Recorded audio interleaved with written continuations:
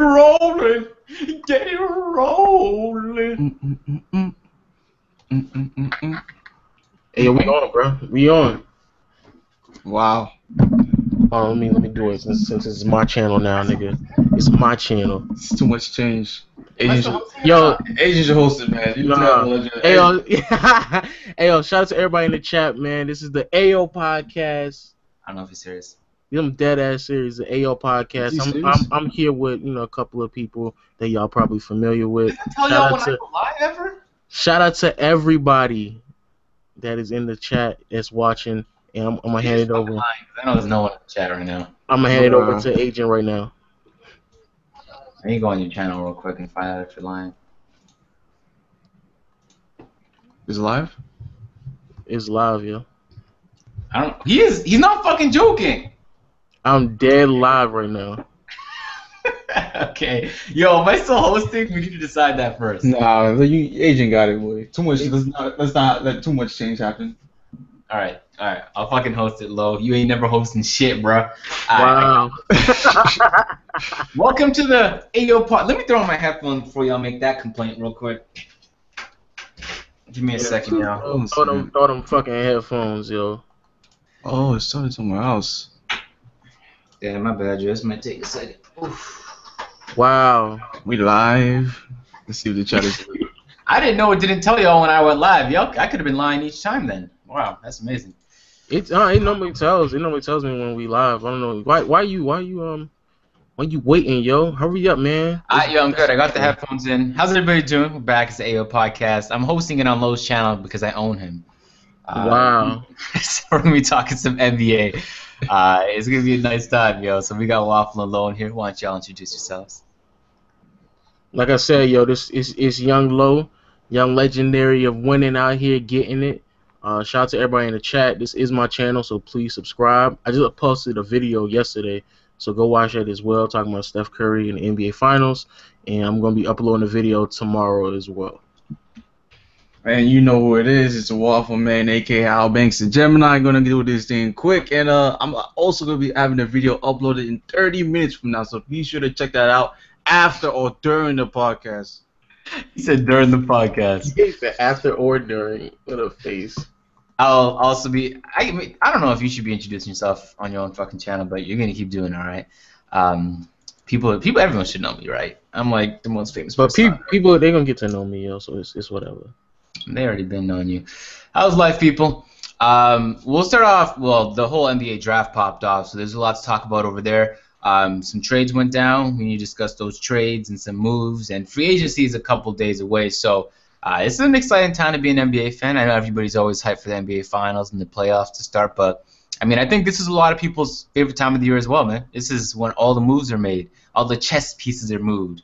At least maybe right now in trade deadline. So we'll get into it, talking about the NBA draft. And I don't know if there's much to talk about here, but the 76ers drafted Ben Simmons, and you know the 76ers were kind of hot on the block. There were a lot of trade rumors being dropped by Woj and Mark Stein on Twitter. So maybe instead of talking about Ben Simmons because we all knew he was going first overall, we talk about the 76ers and whether they made the right decisions in the draft, because they did get some trade offers. What do y'all think? Go ahead, go Waffle. Go ahead, go, man. You got it, man. I mean, you know the Sixers were going to draft Ben Simmons, which, I mean, I guess it was a good move. I mean, I can't say I wasn't watching too much of college and Ben Simmons, but, you know, he didn't make the NCAA tournament because of his team, of course. But, you know, between him and Ben Simmons and Brandon Ingram, I mean, in my opinion, I think I would have selected Brandon Ingram just because of his talent, just because he could shoot the ball. You know, Ben Simmons still has to develop a jump shot, and Brandon Ingram, since he already has some sort of a jump shot, at least he could at least improve upon that jump shot, which will make him better. And you know, some people are comparing him to KD, which you really can't do. But even though he has a skinny frame, he's gonna buff up, obviously. And I just like his talent, man. He looks like a nice fit for the Lakers. So I think the Lakers got a steal at number 2. They might have, to me, in my opinion, the best pick in the draft right there.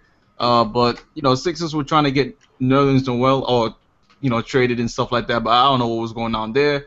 But the Celtics declined that trade, so Sixers overall they had an okay, cool draft night. I mean, first of all, pick, but now they gotta make some moves in free agency to make that team better.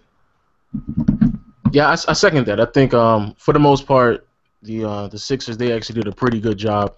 They pieced together what they needed to piece together, and they didn't give up too much of anything.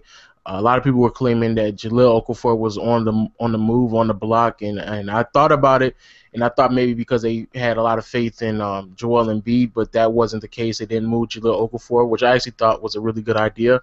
And they picked Ben Simmons. I think he's going to be a great athlete in the NBA.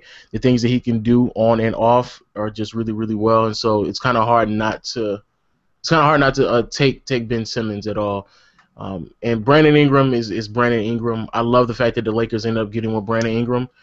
I didn't want the Lakers to get Ben Simmons simply because of he's a ball handler. We already have plenty of ball handlers. We don't need no more ball handlers on that team. We need to stretch the floor out, give us a space, and that's what Brandon Ingram does. He's a shooter. He's really, really lengthy, which is something we also need on the Lakers as well. So I thought he was actually pretty good on both their parts. I think the players that they pick fit fine on the team that they have. And Brandon Ingram and Ben Simmons, two great franchise players right there. But I'm thinking, like, I was watching the draft, and I was like, I don't know if the 76ers have enough big men. I was so baffled they didn't actually draft Dragonbender. Because they could have had another big man on their team. They could have ran that all big man lineup, because we know that's the way the NBA is trending recently. No, that's how Sacramento's about to run their lineup. That's exactly what's going to happen. Oh, man. So, I mean, it's going all right. 76ers, I think. Shout out to Brian Colangelo. It was a pretty obvious pick for him. Luckily, he didn't manage to butcher this. Like, he ruined my Toronto Raptors in 2007 when he drafted Bargnani. I think it was 2007. I don't know. I got brain damage from the pick. I forgot, a lot of what happened that year. But I mean, Brian Colangelo made the right moves, yo. Remember, this is the same GM that put together that Phoenix Suns team back when they had Amare, Joe Johnson, Barbosa, Steve Nash. So, I mean, he's capable, but we've also seen him fuck up some teams. So, 76ers, I think, they played the draft well, but I think everybody expected that from them. Like, for them to do anything other than what they just did would have probably been a fail. So the second pick was Brandon Ingram, and then there's obviously going to be those Ingram versus Simmons debates, kind of like when Wiggins and Jabari were coming out. People were having those debates back then, where one is more raw talent and the other one is more developed now and he's more NBA ready. But what do you guys think? Ingram versus Simmons moving forward. Let's take a wild prediction on the trajectory of their career. I think that the biggest thing with a lot of these young players when they get into the league is that you have to understand they're on a team that's losing, and so how quickly they can turn that around is really determining on how good that player can be. Lucky for certain players like Karl-Anthony Towns and Andrew Wiggins, they're now on a team that's prepared to win within the next, or at least prepared to really, really develop within the next 2 or 3 years. But again, you look at a player like Kevin Love, who just got off Minnesota. He was on that team for a very long time, and they weren't able to piece anything together for him. Same thing goes for DeMarcus Cousins out in Sacramento. He's been on that team for a very long time, and they still haven't made the playoffs. And he's great talent. He has a lot of talent to him. So again, it just depends on the actual pieces and the actual players that get put around these young talented guys. So with that being said, I actually believe that Ingram.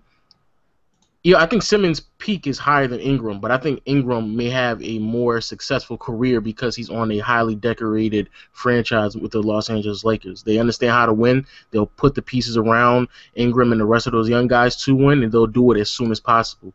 Whereas the Sixers, I don't necessarily know even if they know where they're at this point in time of their franchise. I agree with you. I mean, we look at the 76ers, we're like, what are they doing with all those picks, et cetera, et cetera. But then you look at the Lakers, and the Lakers are in a similar position where they also have a lot of young talent with Julius Randle and D'Angelo Russell. Clarkson may or may not come back.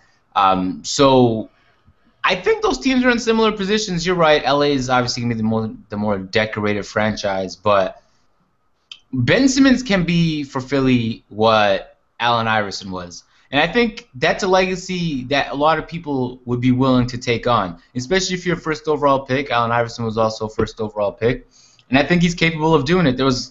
I can name a myriad of players who came into the NBA without a shot and developed one over time. So I'm not too worried about a shot. But everyone says he has a high ceiling. I mean, he performed pretty badly in college. Well, he didn't do too bad. His team did. But I think that I don't think Ben Simmons gets the MVP just because I don't think his team's going to do – they're going to perform poorly again this year. And they never – I mean, the league values wins. And so if Ingram can just manage to get some more wins than Ben Simmons, I don't think his individual performance will be considered nearly as much. I think Ingram will win Rookie of the Year by the end of the year.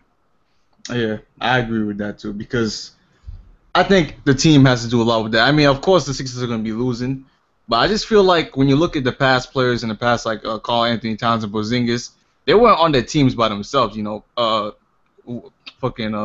Towns had Wiggins on the team already, and he had Levine, and Porzingis had Melo, which kind of kind of takes the pressures off some of those rookies.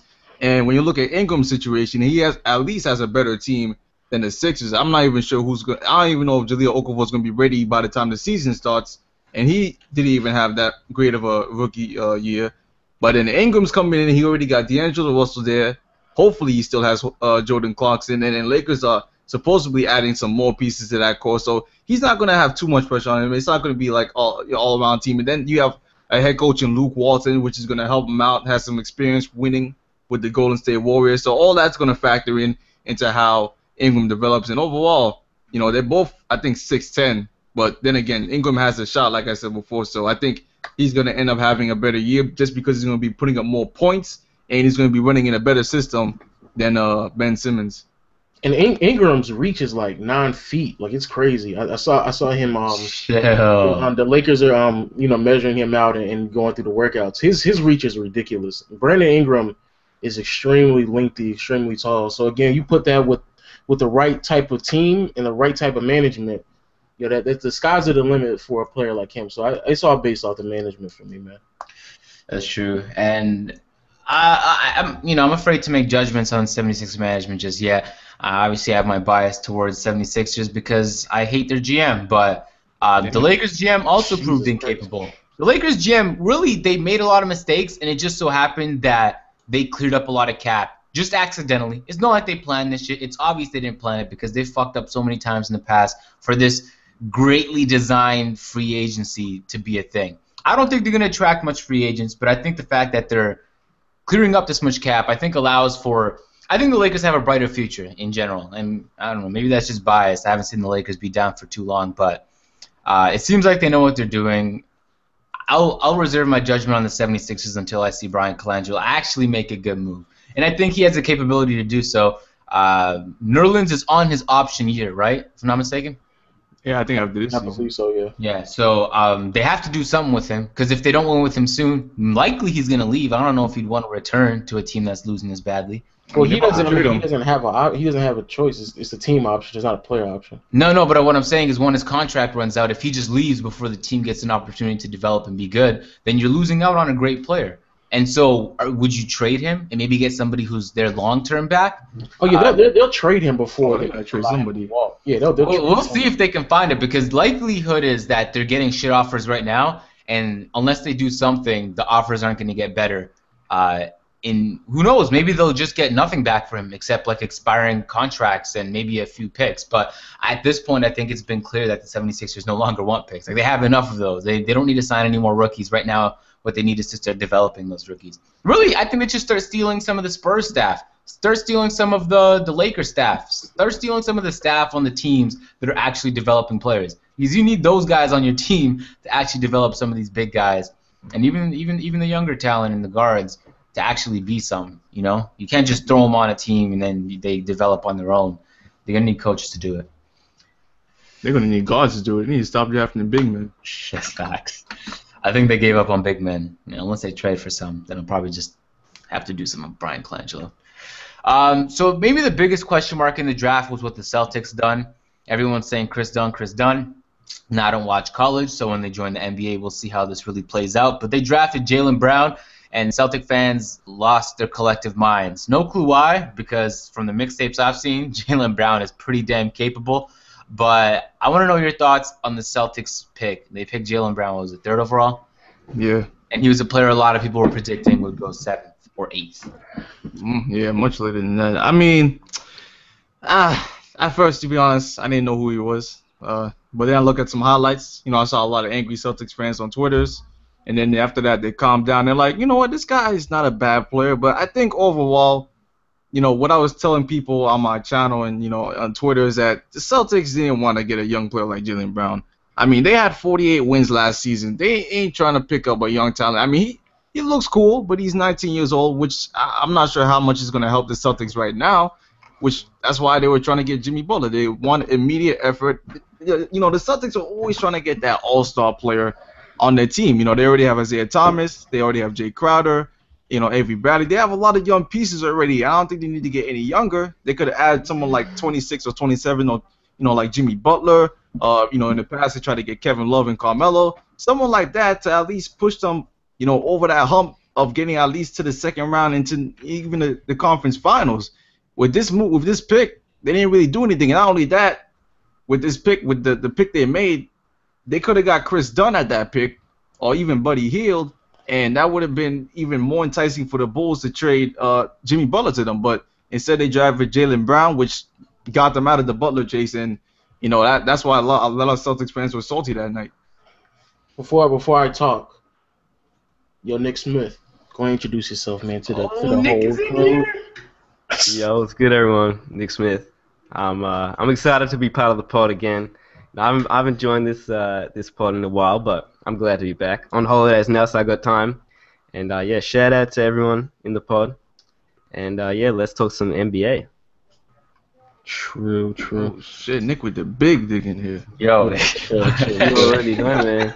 Yeah. Yo, Nick, did Celtics take an L by drafting Jaylen Brown 3rd overall? Well, it's crazy because I knew of Jaylen Brown a while ago, and when I first heard of him, I thought he was really good. I thought he was a top 3 pick, but that was months ago. So now, looking back to the draft, I don't know if it was the best pick for them. I know they were probably trying to pick him to trade away, I think, but they could have picked some other guys, and they probably would have had some higher trade value. But we'll see how the Celtics run it.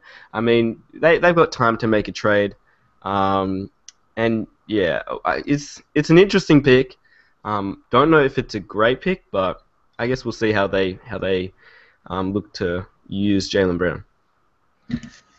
So I mean, honestly, if you look at it, I think the reason why a lot of people were upset about it is because Jaylen Brown was a player that they could have got later on down the draft. So why not just trade the pick to somebody else who has a later pick so they can secure the player they want? I don't know exactly where Minnesota was at in their mind, but you could have easily traded that pick and got a player like Shabazz Muhammad or Gorgie Zhang or Pekovic for somebody and still was able to get Jaylen Brown at the 5th or 6th spot. So that's the reason why people was upset, because they could have got more out of that pick because Jaylen Brown was going to be available in the draft later on down the road. Same thing goes with like when you're doing NBA fantasy drafts and you're sitting there trying to figure out who you're going to draft with your pick, and you have to realize that some players, there's no need to pick them right now because they're still going to be there later on down the road. So that's why people are upset, because they could have just traded down and still got Jaylen Brown. I think that's a lot of assumptions being made. They had the entire year to make this pick because, keep in mind, everybody knew who the first 2 overall picks are going to be. And so they knew that 3rd overall, there's an incredibly high likelihood, about 95% chance that Ingram and Ben Simmons would go first. And so it wasn't like they only had that 5 minutes to make that decision. I'm thinking that somebody called them and said, yo, can we draft up? We want this player. I don't think in my wildest dreams that the Celtics took him early and didn't trade back because they didn't think about it. It's obvious because, I mean, I don't think the Celtics are managed badly is what I'm trying to say. What I'm trying to say is that I think there was interest for Jaylen Brown. I think more than one scout saw what Jaylen Brown has to offer and thought that he was a 3rd overall worthy pick. Now, the people making all these mock drafts, etc., they watch the college tape, but they don't actually sit there and watch them practice and watch them do this. So that's what scouts are for, is to get that in-depth. I think there was more than one team interested in Jaylen Brown because it doesn't make sense for a general manager. They have common sense, right? Common sense would tell you to trade backwards and try and get more for that pick. I mean, but where does Jaylen Brown fit in with the rest of the top 10 picks? I mean, he fits in. I've seen Jaylen Brown play. And when I saw him play, I liked him. at first I thought he couldn't dribble. I thought it was the spastic because like it looked like he literally couldn't dribble the ball. But as I watched him play, he kind of lacks in shooting. But that's sort of like a lot of players in this year's draft as well. So, but I mean, he's not a guard though. He's a small forward. But yeah. No. I was about to say, but he's a great player that can just drive in and finish. Like when I watched him play, I know it was college, but he could finish really well. So, it was an interesting pick though. Like I don't think anyone really expected him to go third. Especially, I know that I didn't. I said in one of my videos, I said he'll go top 8. I said he'll go 8. But I said that he has a chance to go top 3. Did I think that was going to happen? Not really. I just sort of said it, and I was right, which was lucky. But it was an interesting pick. But what I'm saying is, the argument I was making is, where was Jaylen Brown going to go? Because at 4th, the Suns don't really need another small forward or a shooting guard because they just drafted Devin Booker the year before. At 5 was the Minnesota Timberwolves. They don't really need a small forward or shooting guard because they have Zach LaVine and Andrew Wiggins. So the next spot up is the Pelicans, right? So if you're what is this team called? If you're the Celtics, you could have traded the Pelicans for that pick and had them move up, right? Just so you can secure a spot and still get you still could have got Buddy Hield. I mean, you could have traded Minnesota and still would have got Jaylen Brown before the Pelicans got them. That's what I'm saying. Maybe the Pelicans didn't want to do that though. No, I'm talking about the Minnesota Timberwolves. You could have traded for the 5th pick with the Timberwolves and traded down and still got Jaylen Brown because it's not like the Phoenix Suns are going to get Jaylen Brown, and it's not like the Timberwolves needed Jaylen Brown neither. So you still could have got something from Minnesota and still got Jaylen Brown with the 5th pick, and that's the reason why you trade down. I think he's a good player. Don't get me wrong. He's going to fit in well with that team because they need wing defenders and wing players outside of Jay Crowder. So they need other players because their backcourt is hella short, and even Jay Crowder. Even Jay Crowder is 6'6", so he's hella short. But I mean, really and truly, like I said, they wanted to trade that pick, and the fact that they had to settle with Jaylen Brown, I don't think that wasn't the greatest thing in the world. Well, the 3rd pick is gonna be coming off the bench, right? I ain't gonna lie, Jaylen Brown might be coming off the bench, but if you look at what the Celtics have done over the course of the past few years with their draft picks, which is another reason why taking draft picks is kind of shaky. Like Marcus Smart is coming off the bench. He's not a starter. And he's shooting 35. I mean, was that in a good draft class though? I think that was in the Jabari Parker and Andrew Wiggins draft class. But he's not a starter. I don't think he's a starter in this league yet. I don't think he's a starter. What I'm saying is they've had top 10 draft picks over the past few years, and they're bench players. That's what they drafted. Well, that's now it's going to be costing them because they're going to have too many draft picks, and then they're going to be drafting bench players all over the place. Exactly. That's why they wanted to trade for Jimmy Butler. Then you get at least a solid 2 guard or a small forward, but they didn't want to give up Jay Crowder or someone. I don't know why. They should have. That's not it though. If the Bulls give up Jimmy Butler because they already traded Rose, they're bombing. It's obvious and. But they need to bomb though. What else are they gonna do? I get that, but what everybody is saying, what Celtic fans don't understand, not all Celtic fans, I'm generalizing here, is that you don't want to give talent to a team that's trying to lose. If the Bulls give up Jimmy Butler, they don't want no Avery Bradley back. They don't want no Jay Crowder back. They really just want your picks and some young talent like R.J. Hunter or James Young, see if he does well in a different environment. They want your young players that aren't going to perform well now so they can perform as now, use their pick to get a nice person in the draft, and then come back with those developed players. And so it doesn't make sense for them to give up Jimmy Butler, get Avery Bradley, and then be like a 8th overall pick when they can get none of that back, get some young talent, and be a 4th overall pick. You see what I'm saying? And so, no, but what I'm saying is they could have just got that. They could have got a number 3 pick, given up Jimmy Butler because again, this team isn't going to do anything. But from my understanding is everybody was asking for next year's Brooklyn pick as well. That's the reason why the Celtics didn't go through with it. And nobody's, especially after that Thad Young trade, nobody they shouldn't be trading that Nets pick to nobody. That should be 1st overall. Exactly. That's great. They could have another top 3 pick. They probably will have. They'll probably get the number 1 pick next year. I mean, odds are they probably will have a top 3 pick. But that's the reason. At least from what I understand, that's the reason why they didn't trade it. But all I'm saying is they could have traded that pick for Jimmy Butler, right?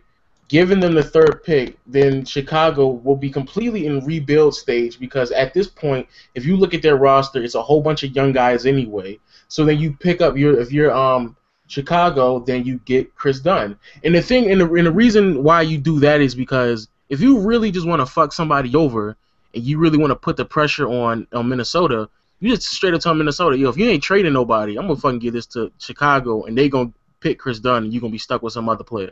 But that's what I'm saying. I was watching Mike's video, and I'm glad he made that Mike Rozemba.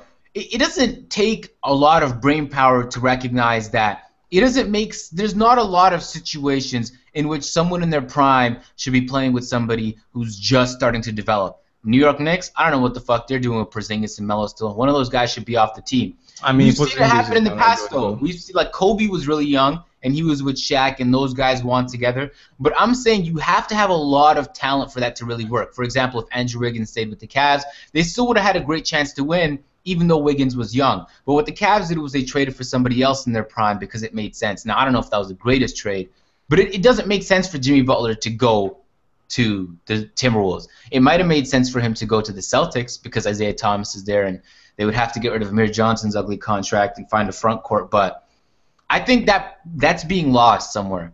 Everyone's just trying to gather as much talent as possible, regardless of what that means for the future of their team. And it's really you're playing a gambling game because if the Cavs didn't win this year, they would have been one of the worst managed teams in the NBA.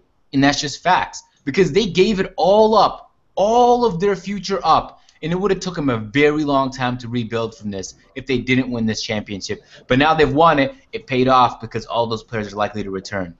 So what I'm saying is, risk, though. That's the whole risk. I get it. It's a risk. But sometimes you don't take that risk, especially when it's very lopsided. I don't know. I don't know about that. Yeah, I don't know about that. I mean, Jimmy Butler is only 26 years old anyway, so it's not like I was about to say, I don't know if it's that bad for Minnesota to go after Jimmy Butler. And you also, how old's Wiggins? How old's Wiggins? I don't think it's a bad thing. Wiggins is I think 22, right?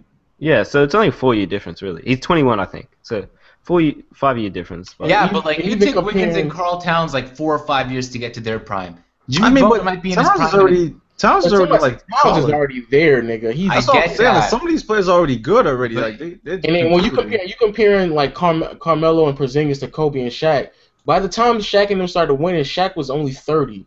Yeah. Melo is 30 right now. He's right now. I understand that there's instances where teams win regardless of the age disparity. What I'm saying is you have the greatest likelihood to win when all your players are at their prime at the exact same time. And so I'm just saying, if you got Shaq, you're winning no matter what.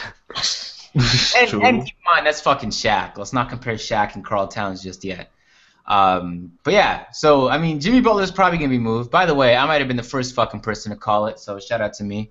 I agree with you. Jimmy Butler's gonna be moved, but I feel like if he was gonna be moved, I thought, at least in my opinion, moving him to the Celtics would be the best thing for both parties. Yeah, it might have been. I don't know. Maybe something happened in that deal where they're like, what the fuck? Keep in mind, we only hear rumors, because the big rumor now is they didn't want to give up Zach LaVine. I refuse to believe that's what actually happened. There's something that we don't know that nobody's telling us because those conversations are obviously closed. And you know what's crazy? When I heard that too, I was thinking to myself, if Zach LaVine was the missing piece or the button that needed to be pushed, would you not just trade Avery Bradley then if you're the Celtics? If you heard that, are we waiting on Zach LaVine? If I'm the Celtics, I'm picking up the phone yo, nigga, I'll give you the third pick plus Avery Bradley, and we can just settle this shit right now if you need a 2-guard. You see what I'm saying? So if they, that's the reason why I didn't believe that now. I think it's more than that. But I think when people look at the Celtics, I think everybody keeps saying yo, I want them Boston picks. I mean, I want those Nets picks. That's why. I mean, the Celtics have time. All right, they can even wait till next year. Really, Durant, if he goes back to the Thunder, it'll probably only be on a 1-year deal. Butler, if he's unhappy after this year, he can probably still go to the Boston Celtics next year, and they'll probably get another top 3 picks. So, Celtics can probably wait 1 more year and see what happens. Yeah. I don't think the Bulls could wait a year though. I think the Bulls gotta make a move now. Yeah, they need to make a move right now. They locked down Jimmy Butler to a 5-year deal. Yeah, but that was after. I know, but I'm saying that's beautiful for the Bulls because the last thing, no one wants to trade a huge asset for a player that's a rental. This is a keep. This is a player you're keeping. And so the Bulls have a lot of leverage right now. because you're not trading a guy on a 2-year contract like Noel or a 1-year contract like Paul Millsap. You're trading a guy. Oh, I think Noel's actually on a 1-year contract as well. You're trading a guy who's going to be around for a while, and they're using that as leverage. And Nick's right; they have time. They don't have to rush the trade. I don't know how we got to talking about the Bulls, but you're right. The Bulls are in a great position right now to pretty much cement their rebuild, kind of like the Timberwolves are doing right now. I thought you said the Celtics had time. Both teams have time. The Celtics have time. No, see, I don't think the Celtics have time because those players they're not young. Like Isaiah Thomas is 26. They have one more year. Evan Turner's 27. Everybody's like over a year too. I mean, they have a year, but what I'm saying is you can't keep just drafting players on a team with other players that are like 25, 26 and older. Because like you sat there and said, by the time the young players develop, those other players are going to be like in their 30s ready to win. Like you can't do that. What about, because I was hearing rumors Gordon Hayward wants out of Utah. What about a Gordon Hayward trade to Boston? I think that got shut down. Because they were trying to trade him before, but it didn't work out. I wouldn't trade Gordon Hayward for. See, I would have to trade Gordon Hayward for whatever the next Boston pick is, like next year's Why would they trade Gordon Hayward? I mean, maybe if he wants to be traded, but I mean, if you're gonna trade Gordon Hayward, he wants out. That's what he said. Yeah. Derrick Favors might as well go too, because at that point you have a lot of young guys. Then you have Derrick Favors and Gordon Hayward. So I think you can be frustrated as a person in your prime. You're just sitting here playing with some young scrubs. I mean, they have a high ceiling, but they're still scrubs right now. And maybe which is why it's too many fucking teams in the NBA. Shit is ridiculous. Too many. You should just cut them down. That happens. It's starting to happen way too often, where you just got like a few great players or a few really good players on a terrible ass team because they've been mismanaged, and you just waste people primes, and that shit is starting to get old. Yeah, it is. Shout out to bad management in the NBA. Okay, no clue how we got there. T-Wolves grabbed Chris Dunn. I guess we kind of talked about the T-Wolves and the trade offers that were made. But maybe the next biggest talking point was Thon Maker. Now, a lot of people were saying he was projected to go 20th, around there. Some people were even saying second round, but it was likely someone would take a chance around the 20s. The Bucks said, nah, we're going 10th. And they picked up Thon Maker 10th. Now, I thought this would be a great move because he has an incredibly high ceiling. But then I started to hear more rumors. I started to learn about him. Some people are saying that he might be a lot older than he's saying. He's not older, man. It might be. I mean, it's a rumor. I don't know if it's true or not. I don't believe it, man. I honestly don't believe it. But it's a huge risk because he looks older. He looks older. That's not actually. You think he looks older than 19? Nigga, I'm 19. He looks older than 19. He looks older than 19. Man, some people look older. Some people you can't really judge like that. Plus, he's been everywhere, yo. You hear how much places he's traveled. Of course, he's pretty much a 19-year-old in like a 40-year-old body. But anyway, I think it was the other way around. Well, I don't know what you guys think about Thon Maker. High ceiling, huge risk. I mean, just going back on the age, he says he's born in 97, so... That's after me. That's crazy. His mom says he's born in 97 as well, so I don't know, like... I mean, you can just do the math and just say that I was born in 97. The fuck?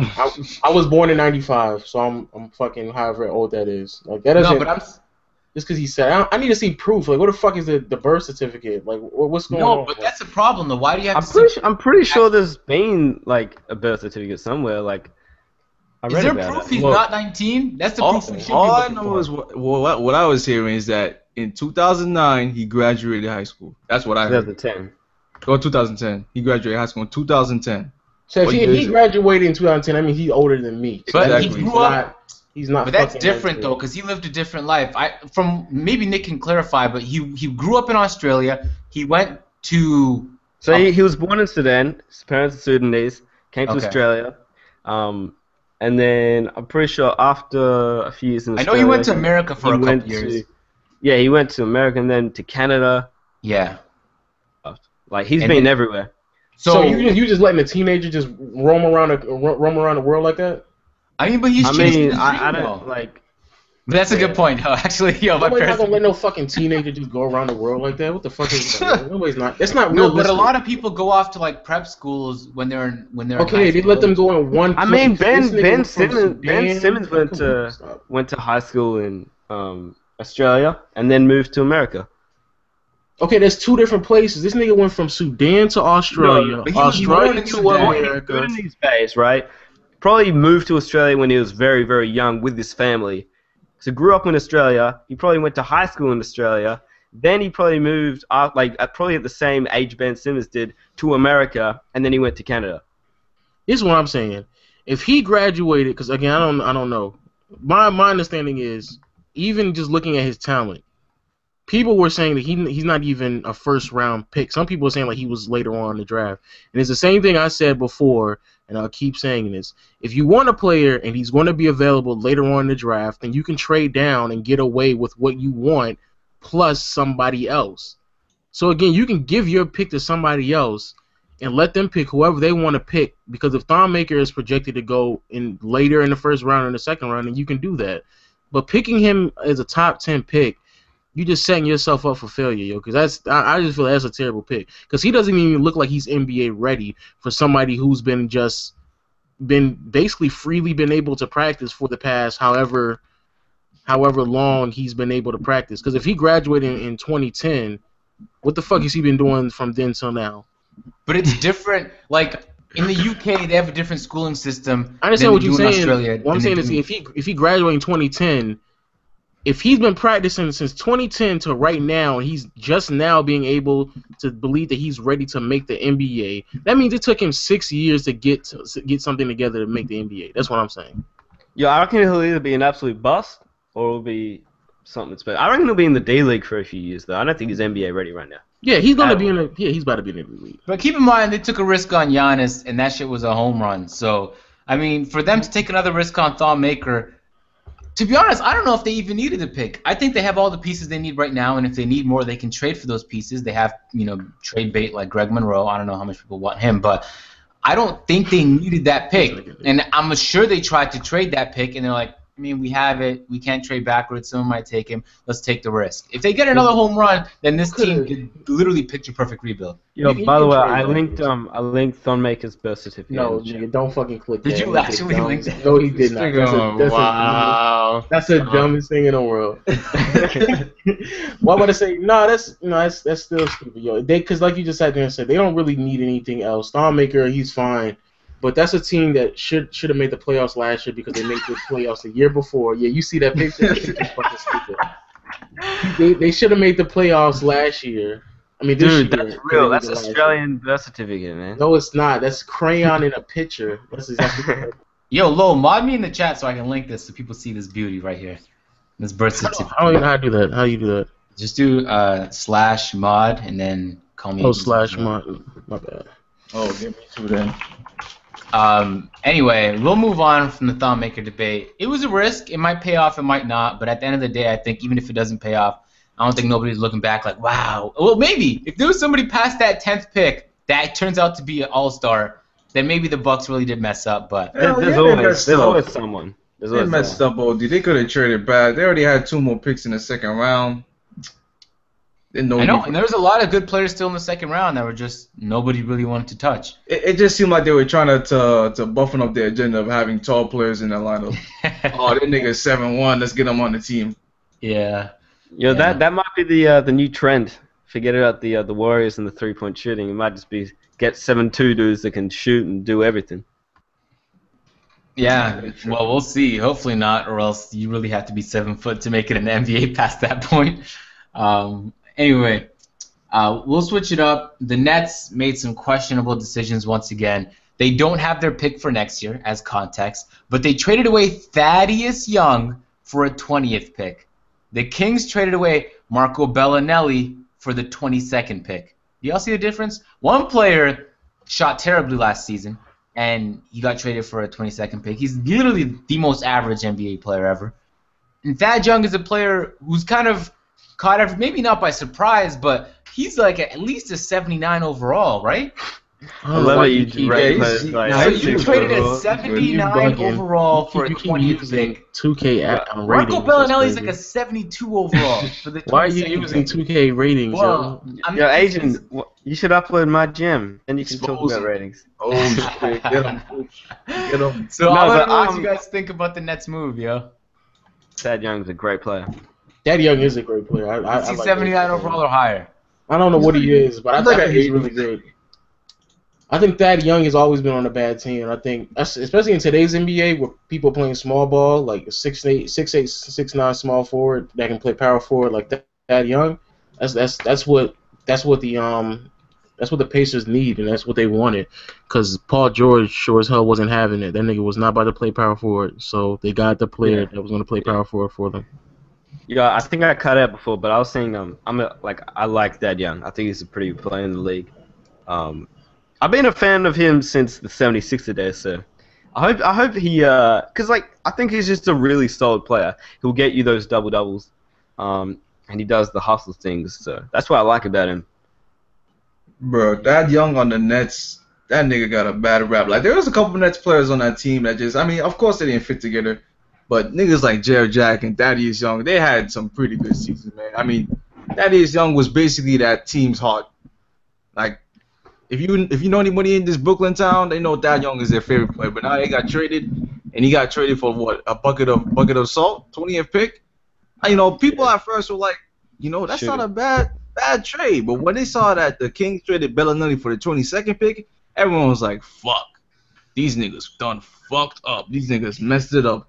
They could have got something better or something. I mean, they literally traded him for nothing. The 20th pick. Now that you think about it, it's like, that was not even worth it.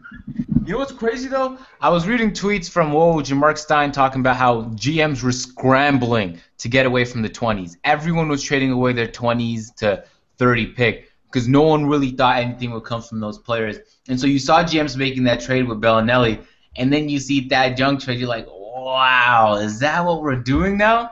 We're just throwing away great players for what looks like you're going to get at is just mediocre talent. Now, maybe they saw some shit, and they're like, we really want that player. And that's the only possible way, if this pans out in 3-4 years, that people will be like, wow, that was actually a great decision. But I don't think this was big enough.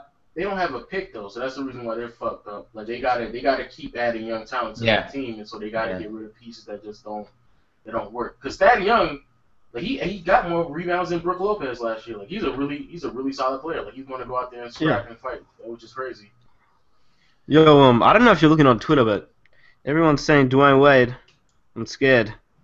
Don't want Dwayne Wade leaving. Yeah, everyone's saying what? It's alright, Nick. He can leave, man. It's cool.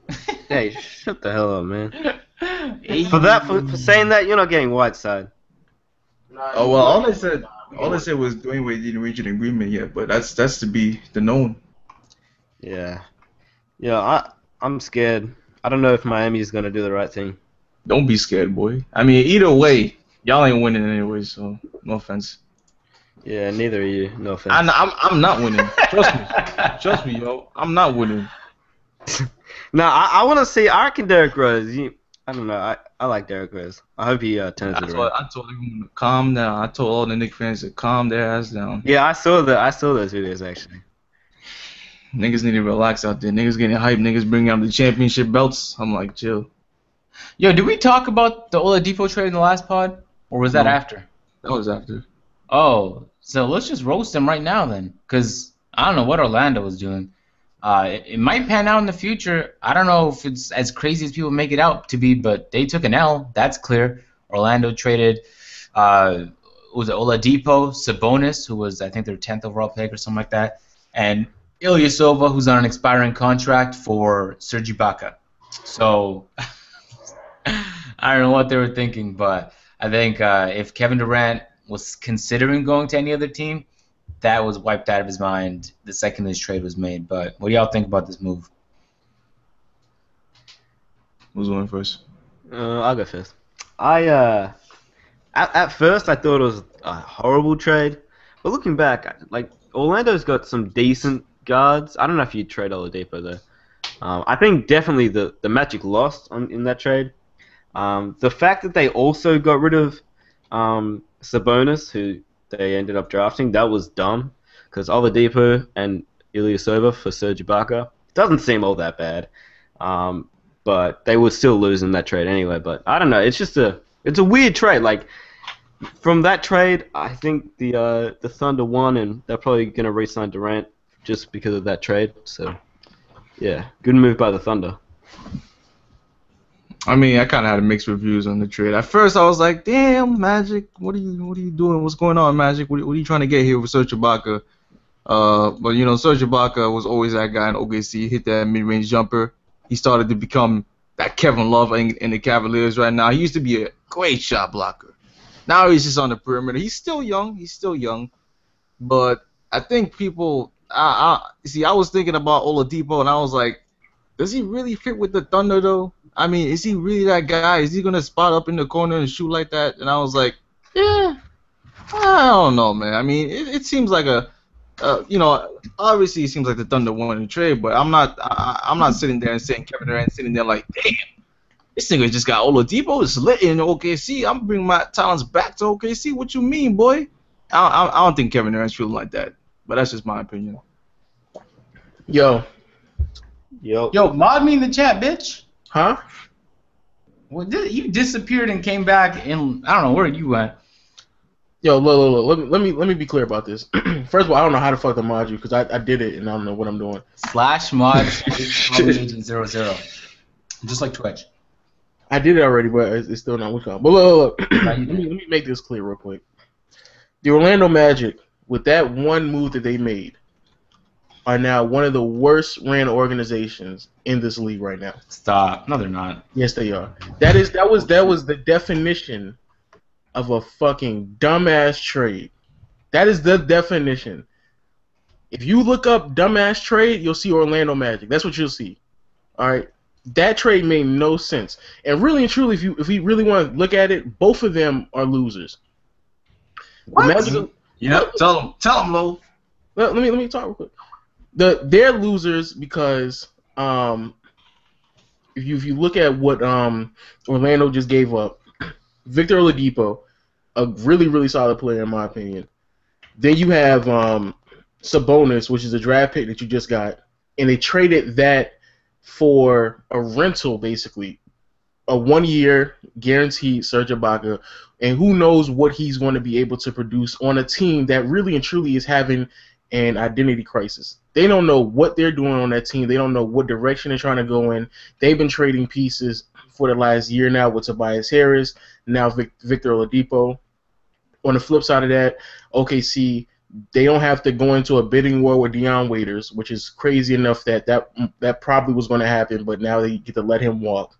And on top of that, they get a young player in Sabonis, and they get to free up a lot more minutes for the Stash Bros with Steven Adams and Enes Kanter. But this is how, and this is why OKC loses. What was this now, like 5 years ago, 6 years ago? They decided to pick Serge Ibaka over James Harden. Yeah, that's crazy. They're lucky Steven Adams turned out to be alright. Exactly. And then later on, they just fucking traded Serge Ibaka. And they got a 2-guard out of it, which they already had in James Harden. So yeah, they fucking lose as well. Let's not forget that Serge Ibaka was a player that they decided to keep over James Harden, or at least that's a player they decided to pay before they decided to pay Serge Ibaka. I mean James Harden. They wouldn't have got Adams if they kept Harden though. And Adams is pretty young, so. Yeah, Adams is mad. He's mad nice. So, but they still lost though in that regards where they gave up Serge Ibaka for a 2-guard, and they already had a 2-guard, and they had an MVP level 2-guard. I think Oladipo is still a great player. I'm a huge Oladipo supporter. I think he'll work fine with the team. He's a pretty good outside scorer. He's very, very competitive. He'll finish around the lane. Him and Russell Westbrook up and down the court will look really great, especially on 2K. So yeah, I'm ready for that team. What would you rate? What would you rate them, Lou? Oh man, Victor Oladipo, his 2K rating, that has to be like an 80, right? An 81. It's like an 80. Yeah, exactly. So I think, to be honest, I think that's a highly favorite to win it all next year.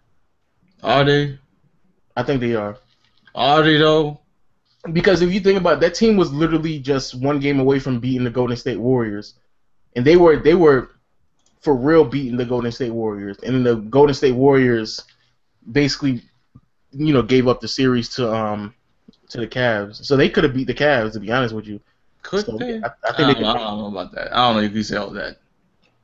I just know the Orlando Magic are fucking stupid. Because I like Serge Ibaka, he's fine, but he's not the same player that he once was, and it's going to take him a while to not only, polish his game back up to where it needs to be, but polish it around a whole bunch of other players that he's never played with before. Well, we got time. We got plenty of time. Yeah. Yeah, I mean, they took an L long term, but that trade alone, I think you can obviously say that the Thunder got more back in that specific trade to do with Oladipo. And I texted you, so just paste what I just texted you in the chat. Do that. Oh, bet. But choking over myself. We'll skip past that one. So we kind of discussed the draft and the moves that were made previous to it, and we talked a little bit about Jimmy Butler, but I want to dive back into it. Jimmy Butler is likely going to be moved, so shout out to me, Agent Zero, for calling that this was going to happen before it happened and being called an idiot by hundreds of people because I said it was going to happen, even though I saw it before everybody else did. I'll chill. How much value does Jimmy Butler have on the Bulls? Keep in mind, very long contract, great player, about to enter his prime in a couple of years, defensive talent, one of the best in the NBA, but also offensively capable. So, I think, I mean, you shout out to you, Agent, because you did call it. But again, just like when they traded, I'm gonna pause you to tell you you're a retard. You keep doing it wrong, man. Call me Agent Zero was one word, but anyway. I just put it in there. The second time. It says. No, you didn't. But keep going. Anyway, no, I think Jimmy Butler being moved from the Chicago Bulls. I think they're very, very smart because they didn't jump on anything on draft night. They did perfectly fine. They did what they needed to do. So I do like that they get to really and truly look at their options throughout free agency and throughout the rest of the season. And they're not really in a rush to move Jimmy Butler because I think they're waiting for a team to panic and make an over-exaggerated option or over-exaggerated trade offer to them that they'll be able to take advantage of. But again, it doesn't matter. He doesn't need to be on that team anymore. It doesn't make any sense because they are in rebuilding stage. Again, he's just like Derrick Rose in the sense that 26, 27. By the time the rest of the young guys on that team materialize and start to develop, he'll be on the other side of 30, and his contract will be up. And I highly doubt that he'll even stay regardless. So he just has to go as well, and they need to completely start all the way over. To be honest, I was too busy looking at my phone, but I understand what you said. They don't need Jimmy Butler. The value of him on the Bulls is absolutely negative because whatever they're going to get from him is definitely what they're going to get. It's going to be negatively impacting him because they're probably going to trade him anyways. So might as well get him out the way right now, trade him to a team, get some picks, get some pieces. They probably should have did that Celtics trade, but the Celtics declined it, of course. But they got to get someone, man. They got to get somebody. Jimmy Butler needs to go to a team where he can have an impact right now, and he's still in his young ages, so he's going to be able to contribute. And according to some people, he's even the best shooting guard in the league. So if you get something like that, then he's going to be taken a long way. I just don't see any reason why the Bulls should keep him at this point. Just get some picks. It's just not worth having a guy like Jimmy Butler on that team when they're probably not gonna make the playoffs now. They're losing power. They're losing Noah. Just start a rebuild and get something for him while you can. Yeah, I agree. And to be honest, I think the longer they wait, the more people get less interested in Jimmy Butler. The more people they shut down. Because really, there's only a few teams that even have, let alone the cap, but the team that Jimmy Butler would fit on. And so it's not like 29 people are inquiring about Jimmy Butler. It's more like 5 or 6 are. And so if they can't work with those 5 or 6, the Bulls are holding an L. But I think what the Bulls don't want to do after that Rose trade is trade away Jimmy Butler and have their fan base thinking, wow, that was another terrible trade. I can't stand the Bulls. Now they're ass. I'm not going to be a fan of this team anymore. I don't think nobody's going to go that far, but the more casual people are going to be easily less interested. Chicago is the 4th biggest city in North America? And so they're probably going to get people to go to the games regardless. And so much like Toronto, even if you're trash for 10 years, you're still selling out stadiums. So I don't think money is going to be too much of an issue. But I think rebuilding properly and bringing this team back to what it could have been if there were no injuries I think that's a possibility. And if you don't take it now, then you're never going to take it. Might as well shoot for it this year, and it's likely they will. All right, we'll move on to, Kevin Durant. Now, obviously, Celtic fans think they're going to get him, and Laker fans think they'll get him, even though they don't have an interview. And Spur fans are hopeful, and everyone's hopeful that they're going to get this player, the biggest player in the free agency. I want to know what you guys think. Kevin Durant, where's he going? Yo, I don't know what I'm doing wrong, but I'm trying to make you mod, yo, and I don't know why it's not working. Yo, make me mod. You gotta make L's. It's crazy, bro. Huh? You're holding a ton of L's, bro. This is how you do it, like this. Oh, see, agent told me the wrong way. I've done it in the past, bitch. Anyway. No, you put the slash before mod. Bet. All right. What was it? Yo, that's Kevin Durant. Just stay in Oklahoma City, yo. Don't even switch nothing up, yo. Just stay in OKC. Don't do nothing stupid. Don't be chasing don't chase nobody to no ring. Please don't go to fucking Golden State, because you'll just I'll make fun of Kevin Durant for the rest of his career. Well, Waffle. Was that it? I mean, Waffle Nick. Yeah, that's it, man. Yeah. Wait, you didn't mod me though. You need to mod me. Stay. Oh wow. Just stay in OKC, Kevin Durant. Yo, call me Agent Zero is one word, bitch. God damn. How is that not one word? Call me Agent Zero. Whatever. You gotta yo, put like this. Skip it. Just keep going, because you're not capable. All right, for the people watching, let's give him the Kevin Durant news. He's going to Miami. He just signed a max contract. Stop lying. No, I see him staying with the Thunder. There's no he just one more year, just see how you do with Oladipo on the team now. The Celtics fans got to shut up. The Knicks fans got to shut up. The Heat fans got to shut up. The Warriors fans, they already shut up. So I don't know. No one's gonna get him. Just, the Thunder got him, and that's it. Yeah. I mean, it's going to be rough. It's going to be interesting, of course, because, he's going to take meetings anyway, but he's probably just gauging his value, even though he already knows he's a top 3 player in the NBA. But it's just funny to see all the NBA teams, like the Warriors and the Spurs and the Thunder and the Heat, and you got the Knicks and the Lakers are trying to get him even though they don't got a meeting. The Wizards are still trying to see if they can get a meeting. Now you see the Hawks are trying to get a meeting. Listen, man, let's not get delusional, man. So even the Celtics think they're going to get a meeting, but let's be real. KD ain't going to go to no scrub team without a star player. KD's not going to go with a team that doesn't have 1 or less than 3 pieces on the team. He wants to go to a team that can win right now. And either way, if he takes a one-year deal with the Thunder, then him and Russell Westbrook could be a free agent, and they could go anywhere they want. So it doesn't really matter. He should probably just stay there and try to do it again. It's just a 1-year deal, and then he'll probably be in the same situation next year. Yeah, and then him and Westbrook are going to go to the LA. Really not. They're going to Miami. After just talking about not being delusional. Yeah, I'm not gonna get my hopes up like that. I'm not gonna get my hopes, because it's crazy. I was watching ESPN, and some female had the audacity, and I'm not saying that to be sexist, but this female was on there. Wow, sexist. Had the sexist, man. Had the audacity to sit there and say, yeah, since Derrick Rose is on the team now, then all of a sudden KD is gonna join, and since KD is gonna join, then they're gonna drop Derrick Rose and not sign him back, and then just sign in Russell Westbrook. And I was like, Jesus Christ, why are you on TV if you're gonna talk like a fan? Y'all need to check out my video, because this nigga on Colin Coward's I seen that shit. He was ridiculous.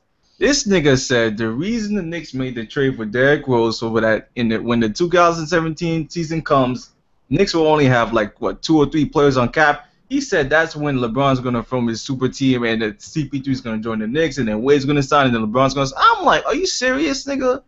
Are you kidding me, nigga? You getting paid up there like that? I'm like, come on, son. I was facepalming. I was cringing at what he was saying. I don't understand. If you're an analyst, you're not a fan, nigga. Why are you talking like a fan right now? That nigga said something else crazy too. I want to pause. Low, just fucking go to the right of their name, click the 3 dots, and click mod the person. God damn. Oh my god. Yo, I was doing something else. My bad. He's so stupid, man. Anyway, the Raptor Sevens. Yeah, I don't follow kicks too much, but literally all my friends do. Lord, I called you Lord, not Crispy. Goddamn. Oh, It's his goddamn user. But yeah, I know the big shoes. If you get into the she got game or he got game 15s, like I don't know what the fuck those are, but the main shoes I know. Anyway, let's stop talking about Kevin Durant because he's not going anywhere. He's going to OKC, and that's probably where I offended all the butthurt Celtic fans. So. True. Oh yeah, that's what that nigga also said. That he said instead of like Kevin Durant, for free agency, remember how like DeAndre Jordan pulled that thing last season? He said that Kevin Durant should pull the same thing that DeAndre Jordan did last season to the Warriors. What? For what? Yo, that guy is crazy, son.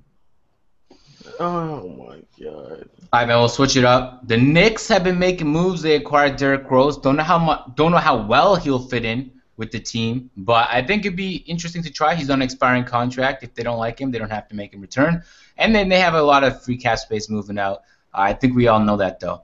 But the Knicks, obviously, since Joakim Noah was also on that one-year contract that expired last year, he might be coming to the Knicks as well. They might be making a play for Dwight Howard. There's a lot of people that the Knicks are reportedly interested in, as they should be. So I want to know what you guys think the Knicks are going to be doing this free agency, because they have an opportunity to turn their team around. Or they can win it out. We talked about the Derrick Rose thing? Well, we already did that already. But this is another topic. I mean, you can talk about it like through this one, but go ahead. Okay. Yeah, I made y'all mods, so get off my back. Yeah. So that's one. Two, speaking of when you talk about Derrick Rose and what they're trying to do, first of all, I thought the trade was a good trade on both parties. I think I don't know if I said this already, but I do believe that the trade was good on both sides. If you look at what the Bulls got and what the Knicks got, everybody got what they wanted. Everybody got what they actually needed, to be honest with you. So it was a good trade. Now, what the Knicks are doing moving forward, because they have Derrick Rose, regardless if they get somebody or they don't, some other major free agents, which I don't think they should anyway, because I think they need to be more concerned about signing, solid role players and other pieces that will fit into the rotation. I think that should be their next move. This team is starting to look like it's going to be a playoff team, but not too many teams are going to make 2 or 3 major developments in their roster within the off season. Maybe just 1 or 2, but not numerous ones after that. So I think this is all they're going to do. Add in some other pieces that's going to surround Melo, Porzingis, and Rose. And I wouldn't mind having Derrick Rose at point. Get some role players for the 2 and 3, some 3 and D guys, and then have Melo play power forward and Porzingis play 5, and then just fill out the roster with other good solid players.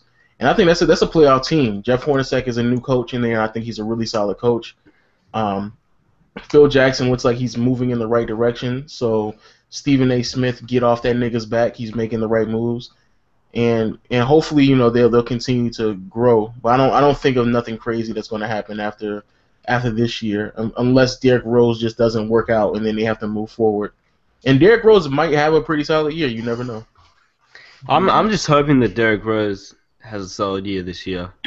I know that a lot of fans of Derrick Rose and just people that they just want to see Derrick Rose do well because it's been a while since. I mean, I think he only dunked it like once or twice last year, which is crazy. Really? Yeah.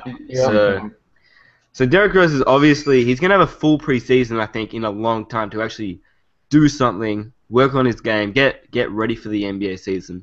So I'm excited for Derrick Rose on the Knicks. I think he needs a new place to work with, and it's crazy to think that. I mean, I know that Lowe was just saying they could be a playoff team next year, and I'm assuming that he means also with other players because I don't know if Derrick Rose, getting Derrick Rose automatically makes you a playoff team, but hopefully he does some work for them. Yeah, man, they have to fill out their roster with other solid players. I don't think they need any other major pieces, though. I think having a team with Derrick Rose, Carmelo, and Porzingis, I think that's good enough. They just need to fill out their roster with other stuff. Just the acquisition of Derrick Rose automatically makes them a playoff team? They should because they needed a point guard last year, and they needed to upgrade at that guard position. I honestly believe that Derrick Rose is, like you just sat there and said, he's moving on into this year. With he's gonna have a whole year now. He's gonna have that's what I said. I said that ages ago. That's my pinned tweet on Twitter.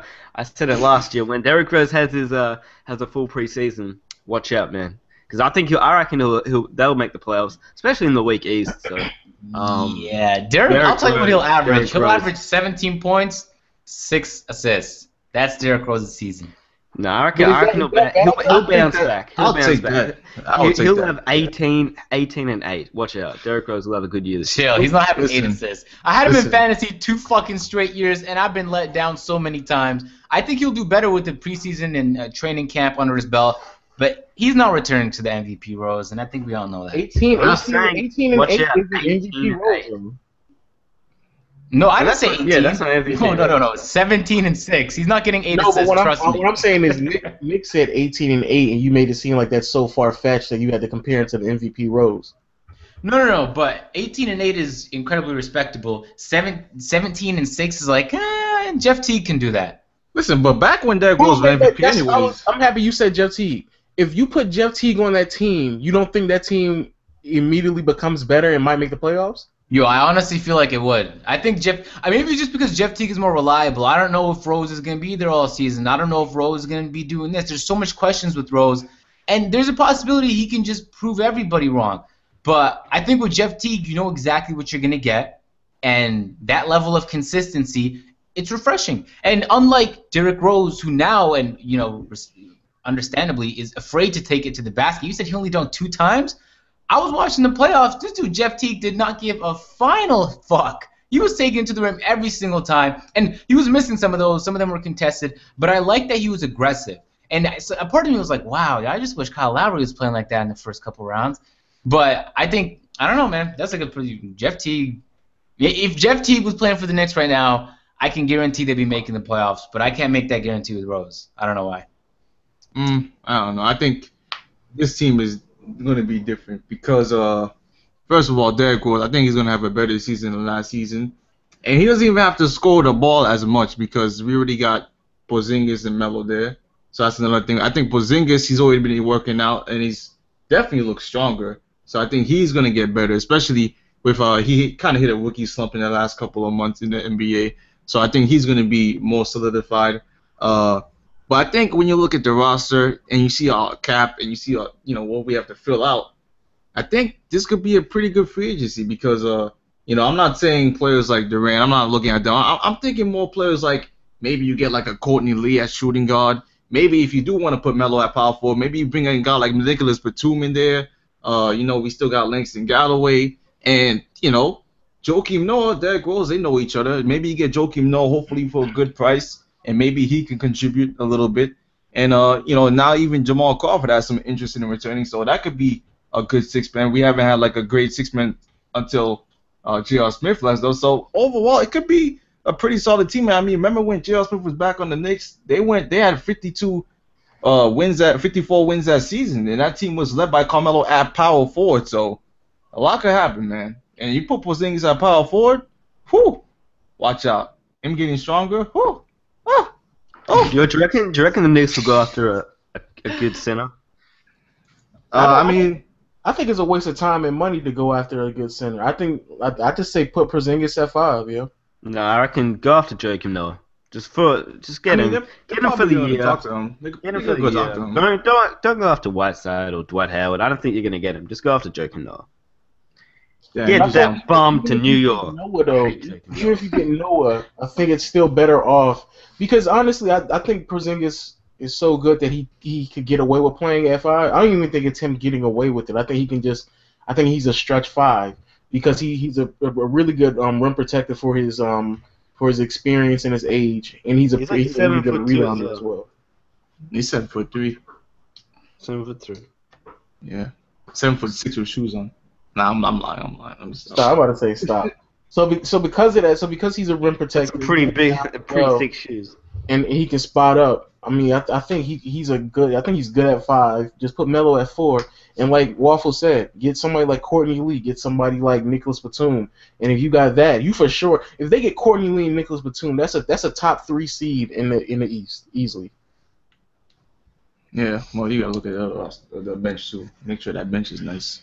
All right. Oh, Calvin Crawford. Oh, crossover. Let me stop. Yeah, we should probably just kill Waffle right now. And we'll talk about Dwight Howard and Hassan Whiteside, then we'll skip the rest because I don't think any of the other free agents are nearly as relevant. DeRozan already said he's not taking any interviews with nobody. He's signing back with the Raptors, which makes everybody assume that the Raptors are giving him max. Again, Al Horford is another person who might go to a bunch of other teams since his contract ran out. But Dwight Howard, you put it. Well, by the way, Waffle's the person who gives us all the topics, so you put him in the topics and you forgot he existed.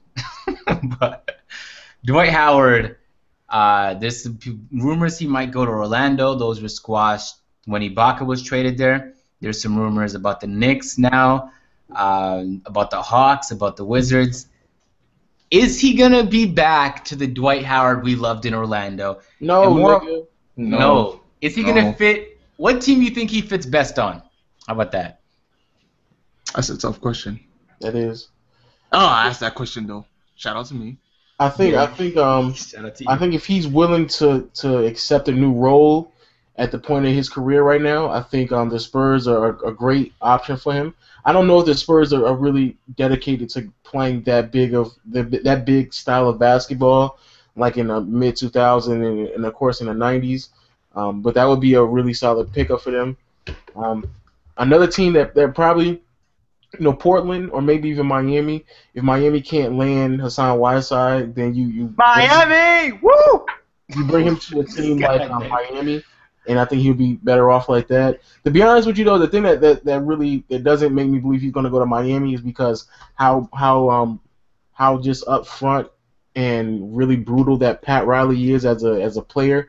Dwight Howard, he comes across as a player that doesn't really, he doesn't really positively reacts to what am I looking for? Confrontation. Yo, I want Dwight to Miami. I'm just saying that. But the way if he couldn't handle Kobe like yelling at him and getting in his face, Pat Riley's going to yell at him and get in his face when he's not playing well. And I'm just saying we made Whiteside turn into this good of a player. I don't think if Whiteside was on another team, I don't think he would turn into this good player. I agree with you. What I'm saying is that just mentally and how they respond to people, they seem like two different type of people. And I don't think Dwight Howard would respond to the way that Pat Riley talks to certain players the same way. Like I feel like Dwayne Wade responds well to Pat Riley. Kobe Bryant will respond well to Pat Riley. LeBron James basically to some degree left Miami because he just didn't like the way that Pat Riley was responding to him and talking to him. So he wanted to just prove to fucking Pat Riley like, yo, I'm gonna go somewhere else because you talking out the side of your neck. And I don't think Dwight Howard would respond to that neither. But I think the Blazers are out there, especially if they really want to push. And I also think that if he really and truly wants to go on the team and they want to make a move, then you have the I was about to say the Bucks, but I guess they have Thonmaker, so I guess the Hornets. You got the What? Hornets. You just cut everyone off and stop talking. But I mean, I don't know what team Dwight Howard fits on. You take Dwight Howard, you're taking a risk because keep in mind he's probably going to get like $18 million in free agency. If he gets 20, like that's maybe overpay because I mean there's DeRozan players getting paid that much money and DeRozan's providing you like 24 points per game.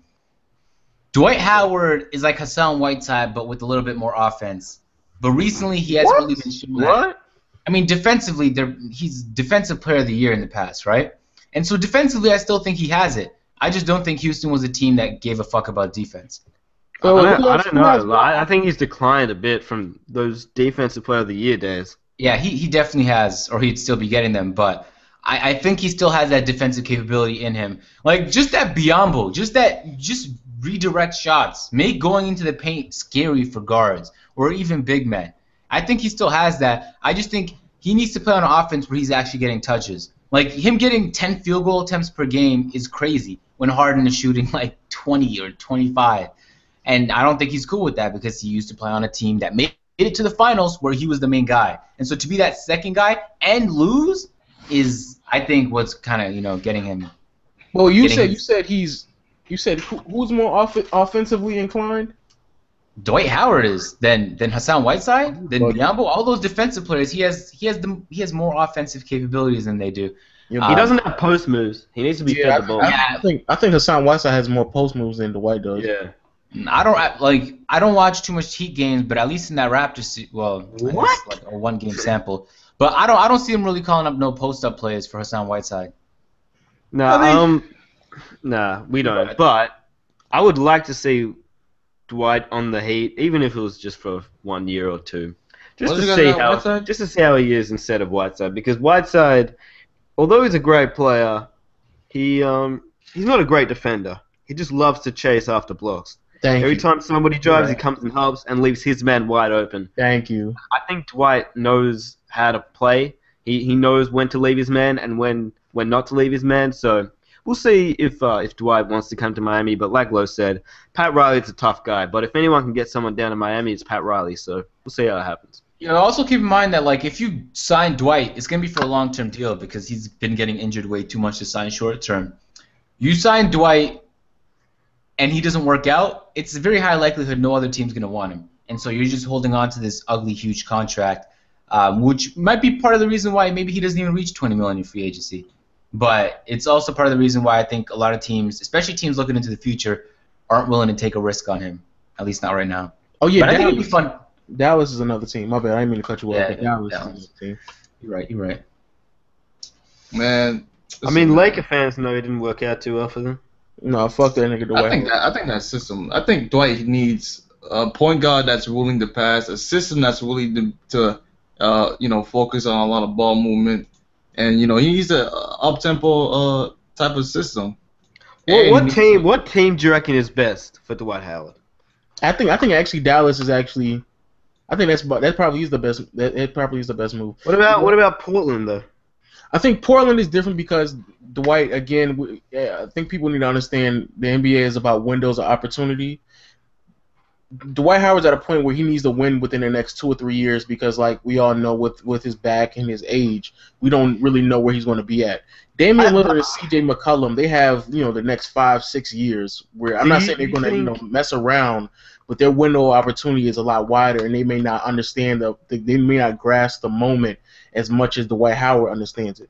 If Dwight Howard goes to Dallas, he's on a team with players that know how to win, an organization that knows how to win, and everybody on that team, from Dirk to Darren Williams to everybody else, they understand we need to win. I need to start fucking winning more as much as I can right now, not another year or 2 down the road. But so do you really think that the Blazers have less of a chance to win than the Dallas Mavericks? Because I don't know. I'm not too hot on Dallas. I don't know. I don't rate Dallas at all, especially going to next season. I don't know how Dallas is going to play. I reckon they're in decline. I don't know. Mavericks are in decline right now. I think the Trailblazers almost have a high chance to do better than Dallas. But again, they do. I can straight up. They just have a high chance. I see what you're saying, but I just taking back what Dallas has done over the course of the past 10 years. Yeah, but you just said Dwight Howard wants to be on a team that wins now. I understand. What I'm saying is if you go to Dallas, you're going on a team with a good track record that understands how to grasp the moment. Just because they have Damian Lillard and C.J. McCollum, just because you throw Dwight Howard on that team, that does not thus mean that that's a better team automatic. I mean, it doesn't mean that that's a team that's going to win immediately. The Dallas Mavericks has an organization that understands to add the other pieces. They're going to continue to add other pieces around them, 1 to 3 and 4, because Chandler Parsons is now off the books, so that they have more money to mess around with. So again, they're going to be able to piece things together, I feel like, more efficiently than Portland is. Because for the past, as long as I've been able to understand, Portland hasn't been able to bring nobody to the Trailblazers at all. Like not one single player. I don't know the last major free agent that's been able to sign in Portland, or even been able to, think about or even just run. I don't even know who's been to Portland for a meeting to sign with Portland. I don't even know who's done that. Wait, he's trading. Are you trading? This guy's just talking to himself, isn't he? Yeah, I don't know what he's. I was like, I'm trying to figure out what he was saying, but no. But I just feel like again, Dallas needs a 5. They have a 5. Then you have Dirk, and at 1 you have Darren Williams. At that point, again, I don't know. I think that team is just too old. Darren Williams is left. He's a free Don't agent. see them doing well, especially if they think about paying Parsons max. Because I've been hearing rumors that They're not. Parsons want max, then that's ridiculous. Nah, they're not gonna pay him. They're not gonna pay him max. Parsons already is overpaid. He gets more than that. That's crazy. is he though? Is Parsons overpaid? Remember when he first signed that contract? Everybody thought he was overpaid. He was and never then he good didn't in even Mavericks. perform well on the team, and he got injured, and everyone was like, wow, he's just fucking up all the cap space, man. Never forget that contract signing in the club with Mark Cuban.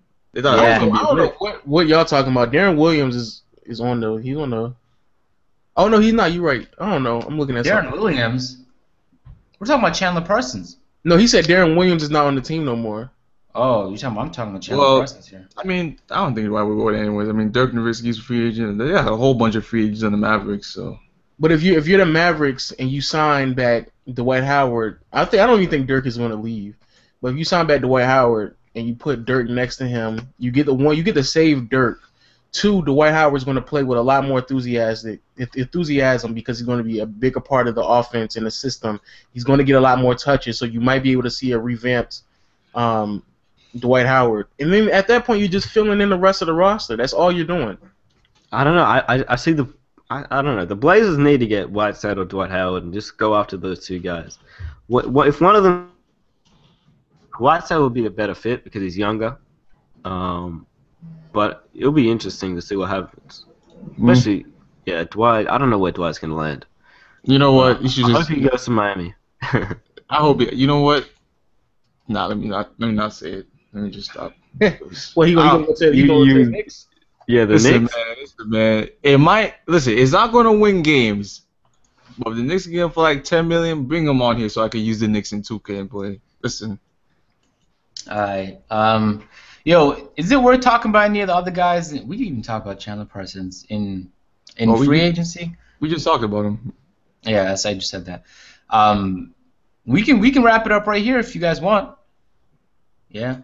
Well, real quick, if you guys didn't hear, Team USA roster announced: Kevin Durant, Carmelo, Paul George, Jimmy Butler, DeMarcus Cousins, DeMar DeRozan, Kyle Lowry, Raptors lit, DeAndre Jordan, Kyrie Irving, Draymond Green, Harrison Barnes, and Klay Thompson. And real quick on that, first of all, I don't know how Harrison Barnes got on the team. No offense to him, but kind of funny that 3 Warriors players are there after they just lost the finals, and Kyrie's there and he's out there gloating about his NBA championship. So that's gonna be funny to see. I ain't gonna lie, Harrison Barnes needed to be on that team because he got to prove to the rest of the league that he's still a pretty good player. So that nigga needs as many reps as he can before the season starts up again. That nigga need to go.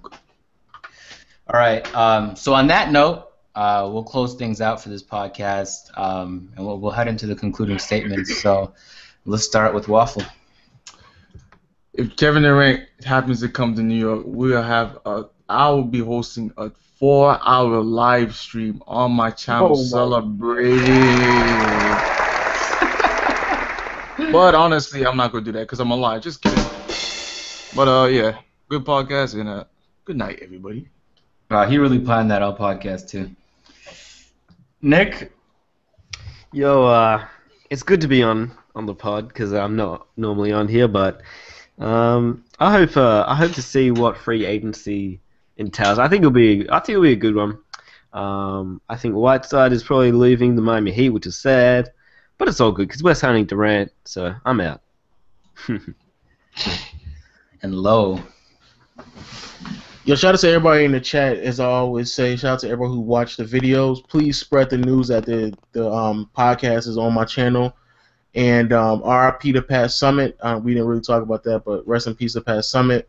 And subscribe if you want to, watch more videos talking about the NBA. I just uploaded a video a few days ago talking about Stephen Curry, and I'm probably going to be uploading a video tomorrow. Fuck Steph Curry. Fuck Steph Curry. Wow. I'm going to be uploading a video tomorrow talking about the Derrick Rose trade. So, yeah. All right. So on that note, I'd like to thank you all for watching the pod this week. Is that it? Yeah, that'd be it, man. Free agency's around the corner. Next week, we're gonna have a whole lot of stuff to talk about. Some of the big moves might not have been made by that week, but some definitely would have. So we'll see y'all then. And peace, love. If you wanna, I guess since it's your channel, you probably want to close out, but I guess you did your concluding statements anyway. Yeah, it's my channel, boy. I close out. I say the last words. All right, so man. Shut your mouth, agent. Shut your mouth. All right, y'all. See y'all. We'll see y'all next week, y'all.